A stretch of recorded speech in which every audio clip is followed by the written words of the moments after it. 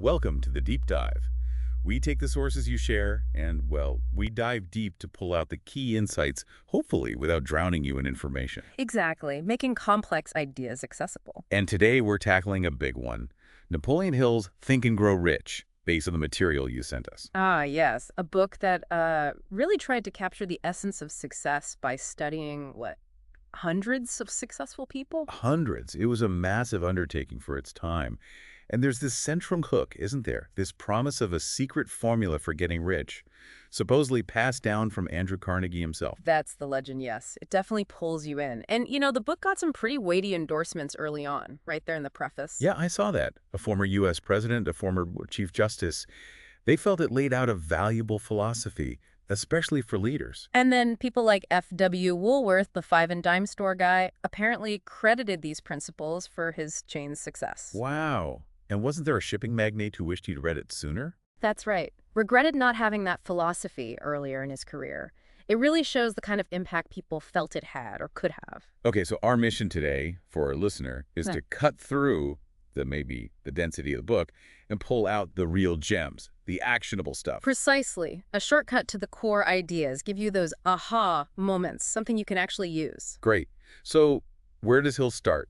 It kicks off with desire, right? Yeah. That story about Edwin C. Barnes and Edison. Yes, the Barnes story is foundational. And the key point is, he didn't just want a job with Edison. No, it was more specific. He wanted to be a business associate. Exactly, a partner, in essence. That specific burning desire is what Hill highlights. It wasn't just a whim. And that commitment level. The book talks about him burning all bridges. That's intense. It really is. It implies there was no turning back. He was all in on that definite purpose. It paints a picture of, sheer determination. Which Hill contrasts strongly with just being indifferent or lazy Yeah. or, well, not really having much ambition. Absolutely. He sets up this clear dichotomy, and he brings in historical figures to back it up. Like Robert Burns, Booker T. Washington, Beethoven, Milton too, I think. Yes, all individuals who faced incredible handicaps, poverty, prejudice, deafness, blindness. But they didn't let that stop them. They had this intense desire, this dream. And crucially, they translated that desire into organized thought and then into action. That's the link Hill makes. There's also a very personal story Hill includes about his son. Oh, yes, his son being born without hearing, and Hill's absolute unwavering desire for him not just to hear, but to speak normally. That must have been incredibly powerful. It serves as a really potent example of that persistent desire mixed with the next key ingredient, faith. Right, faith. He calls it the eternal elixir. Strong words. Very strong. Faith is positioned as the catalyst, the thing that gives life and power to our thoughts. It's the starting point for accumulating riches, according to Hill. And how do you cultivate that faith? That's where autosuggestion comes in. Exactly. Autosuggestion is presented as the practical tool. It's about consciously feeding your subconscious mind with positive thought impulses. How does that work in practice? Well, the method described involves writing down your definite purpose, your desires, memorizing that statement, and then repeating it consistently day after day, like affirmations, but very focused. To kind of reprogram your inner beliefs. Essentially, yes, to reach and influence that subconscious part of the mind. And he provides a formula for this, doesn't he? The self-confidence formula. He does. It's a structured declaration. You state, basically, 1, that you know you can achieve your goal. 2, you demand persistent action from yourself. And 3, you promise to actually take that action. So it's a commitment device almost. In a way, yes. Building belief through deliberate statement and commitment. And a key point here is that the subconscious mind, Mm-hmm. it doesn't really judge. It just acts on whatever thoughts dominate. That's a critical piece. It acts on fear just as readily as it acts on faith or courage. So you have to be careful what you feed it. You need to consciously choose constructive thoughts. The book gives a pretty grim example of the opposite, the bank official, Joseph Grant. Ah, the mental suicide case. Yes, that's a stark warning. He became so consumed by the fear of disgrace after a loss. That he essentially talked himself into illness and death. According to the account, yes. Doctors apparently attributed his death to that overwhelming negative autosuggestion. It shows the destructive potential. Wow, okay. On a larger scale, Hill also connects faith to big movements like Christianity or Gandhi's work. Right. He uses these examples to show the immense power of collective faith, how it can mobilize millions and achieve things that seem impossible. Gandhi influencing India's destiny through faith, not force. And also using faith to overcome limitations, like the story behind the creation of U.S. Steel. Yes, Charles M. Schwab. He wasn't necessarily a household name, but he had this massive idea fueled by faith, and he managed to convince Carnegie and Morgan. That single idea, that application of the secret, was supposedly worth millions. Okay, moving on from faith, what about knowledge? Hill has a specific take on this too, doesn't he? It's not just about having knowledge. Definitely not. He's very clear. Knowledge is only potential power. It becomes actual power when and only when it's organized into definite plans of action aimed at a definite end, like accumulating money.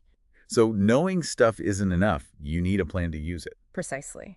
And he criticizes the education system of his time for focusing too much on acquiring facts and not enough on teaching how to organize and use that knowledge. Does that still hold true today, do you think? Well, arguably, practical application and strategic thinking are still areas where education could improve. So the emphasis shifts to specialized knowledge related directly to your main goal. Yes, particularly in what he called the changed world, which feels even more relevant now with constant innovation.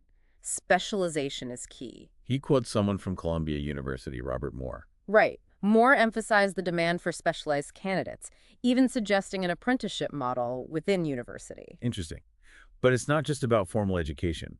He mentions a company valuing character and intelligence over specific degrees for managers. Which highlights that sometimes innate abilities and personality traits like leadership potential, adaptability can be just as, if not more important than purely academic credentials, especially for certain roles. And he saw value in things like night schools, correspondence courses. Oh, absolutely, as practical ways to get that specialized training, especially if you missed out earlier or need to adapt. Plus, he notes the self-discipline gained from sticking to a home study program. There's also that interesting psychological point about paying for knowledge, making you value it more. Yeah, the idea that free public education, because it costs nothing directly, might be underestimated or not fully utilized, whereas paying tuition, even for a correspondence course, creates a sense of investment. Makes sense.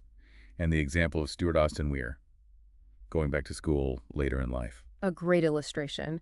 He finished his law degree faster by being laser-focused, only taking the specialized courses he actually needed. He knew how to purchase the exact knowledge required. Okay, let's talk imagination. Hill calls it the workshop of the mind. That's the place where desire gets turned into plans. Desire provides the impulse, the energy, but imagination is where the blueprints are drawn up. And he felt his era was a good time for developing imagination. Yes, because of the rapid changes happening, lots of stimuli, lots of new possibilities opening up. Arguably, that's even more true today. He splits imagination into two types, synthetic and creative. What's the difference? Okay, so synthetic imagination is about rearranging existing concepts, ideas, or plans into new combinations, like building with existing Lego bricks, but creating something new. Creative imagination, on the other hand, is supposedly tapping into something more fundamental. Infinite intelligence, he calls it. It's the sorts of hunches, inspiration, totally new ideas, like inventing a whole new type of brick. Which one is more important for, well, thinking and growing rich? He suggests the synthetic imagination is the one used most often in the practical process of turning desire into money. You're usually building on what exists. And again, the act of writing things down comes up. Writing down the desire and the plan. Crucial. He sees it as the first step in making an intangible idea concrete, taking it out of your head and onto paper. There's that story about the clerk who bought the formula in the kettle. Right. The point being, he didn't just buy stuff, he bought an idea. And his success came from adding his own ingredient. Exactly. His own imagination, his own effort, his plan. That's what made the difference. Similar to the story of Dr. Frank Gonzalez, the preacher with the idea for a college. Yes. He conceived the idea, held on to it persistently, visualized it. And eventually got $1 million from Philip Armour to build it. Leading to the Armour Institute of Technology. It's another powerful example, like Asa Candler with Coca-Cola, of transmuting an idea into reality, into cash, through definite purpose and plans. Okay, let's shift gears to the mastermind. This is a concept Hill is really known for. How does he define it? He defines it as the coordination of knowledge and effort between two or more people working in harmony towards a definite purpose. And he believed you couldn't achieve great power without it. He was quite emphatic about that. The idea is synergy, that multiple minds working together harmoniously create more thought energy, more power than a single mind alone. Like connecting batteries together. That's the analogy he uses, yes. More batteries equals more power. More coordinated minds equals greater intellectual and ultimately practical power. And Henry Ford is used as an example again here. Right. Hill suggests Ford's progress accelerated significantly after he formed close alliances, friendships really, with minds like Edison, Firestone, Burroughs, Burbank, that friendly alliance of minds. Then there's that slightly more unusual technique, the invisible counselors. Ah, yes, the imaginary council meetings. It's quite a unique method. It's the idea behind it. It's a visualization technique. You choose figures you admire. Hill chose Emerson, Edison, Lincoln, Napoleon, Ford, Carnegie, others, and you hold imaginary meetings with them in your mind. To what end? To try and absorb or emulate the qualities you admire in them, to tap into their perceived wisdom or characteristics by mentally engaging with them. It's a form of mental conditioning, really. Interesting. Okay, another recurring theme. Persistence. Seems absolutely vital. Non-negotiable, according to Hill. He uses Fannie Hurst's story struggling for 4 years before hitting success on Broadway as an example. Persistence is key to overcoming inevitable setbacks. What helps cultivate persistence? He lists some factors. Yes, things like having that definite purpose we talked about, strong desire, self-reliance, clear plans, accurate knowledge, cooperation, the mastermind idea, willpower, and crucially, making persistence a habit.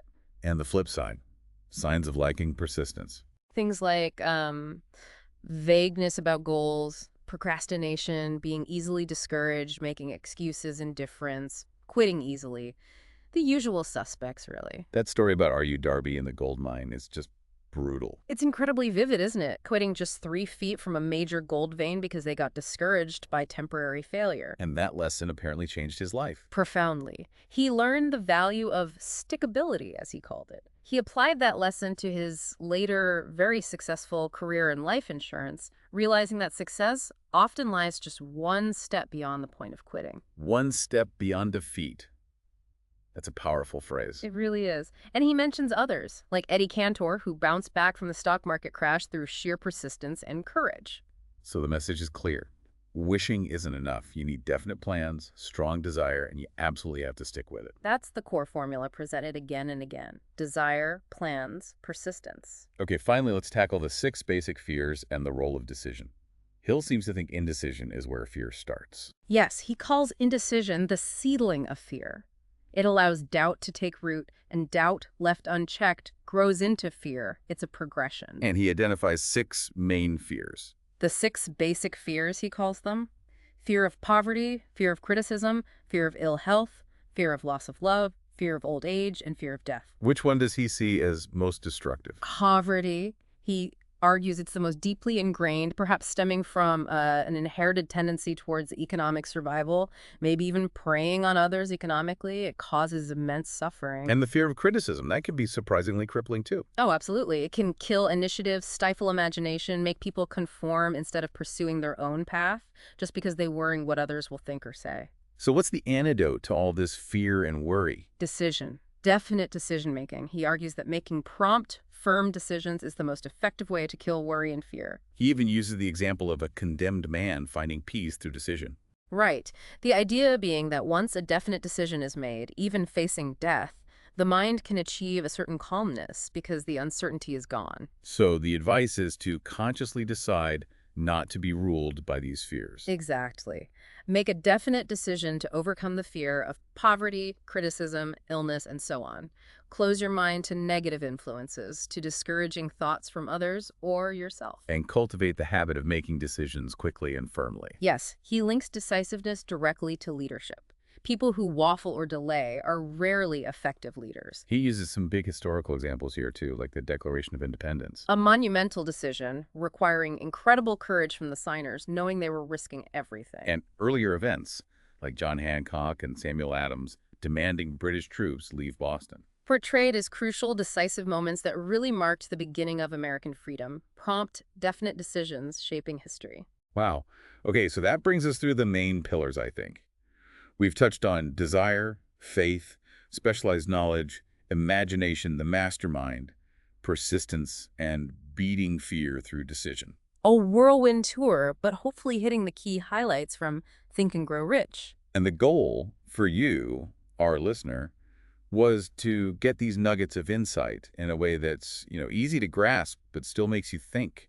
Maybe spark some connections for you. Hopefully avoiding that feeling of information overload while still getting the core value. So that secret formula everyone talks about, it really seems left like a single magic trick and more like, The consistent, integrated application of all these principles together. It's a whole philosophy of thought and action. right, it's about how you think, how you plan, how you collaborate, and how you persevere. Exactly. Which leads us to a final thought for you to chew on. Okay, let's hear it. Considering everything we've just discussed, desire, plans, persistence, decision, what's one small but definite decision you could make today? Something you can start acting on persistently right now to move towards whatever riches means for you. And maybe think about how you could apply that mastermind idea, even informally, or really clarify what your own burning desire truly is. Good questions to ponder, and of course, we'd encourage you to explore the book itself if this has sparked your interest. See how these ideas land for you personally. Absolutely. Well, thanks for joining us on this deep dive into a classic. We'll catch you next time.